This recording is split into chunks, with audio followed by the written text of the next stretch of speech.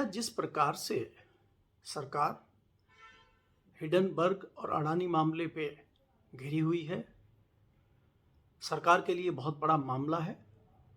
और भारतीय जनता पार्टी इस मामले को लेकर बैकफुट पे है। लेकिन मेरा मानना यह है कि राहुल गांधी ने वो एक बड़ा मौका भाजपा को दे दिया है, क्योंकि अगर देखा जाए जो पहला चरण था बजट सेशन का, उसमें लगातार हिडनबर्ग के मामले पर हाउस एडजन होता रहा था और सत्ताधारी दल और विपक्ष के बीच में जो घमासान चल रहा था, हाउस बार बार एडजन हो रहा था इस मामले को लेकर। सत्ता दल के पास इसका कोई जवाब नहीं था, लेकिन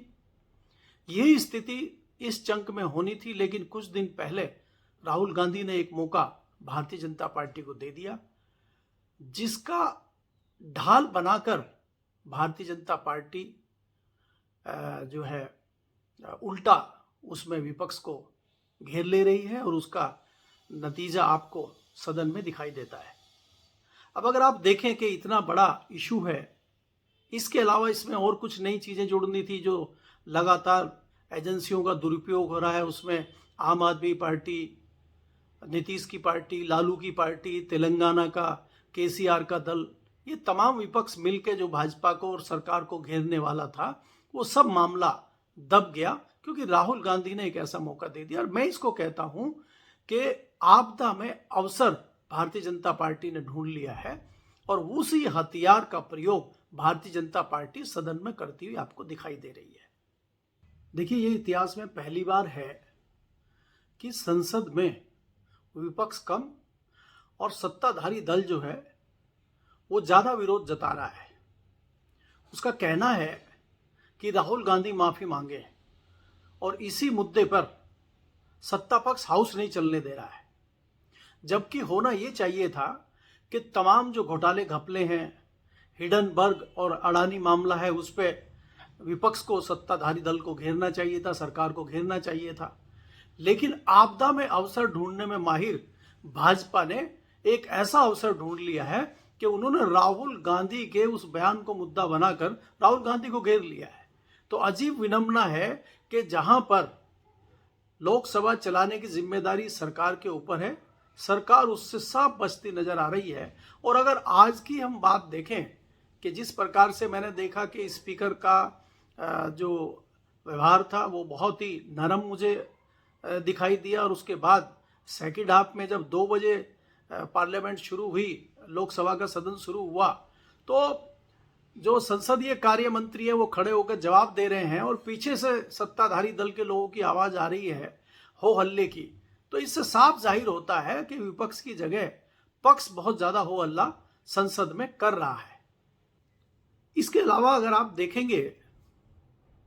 जहां कांग्रेस के पास एक बहुत बड़ा मौका था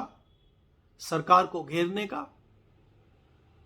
कहीं ना कहीं, अब मैं उस बयान पे नहीं जाना चाहता कि राहुल गांधी ने जो लंदन में बयान दिया है उस पे वो सही है कि गलत है, उसको थोड़ी देर के लिए अगर हम अलग भी रखते हैं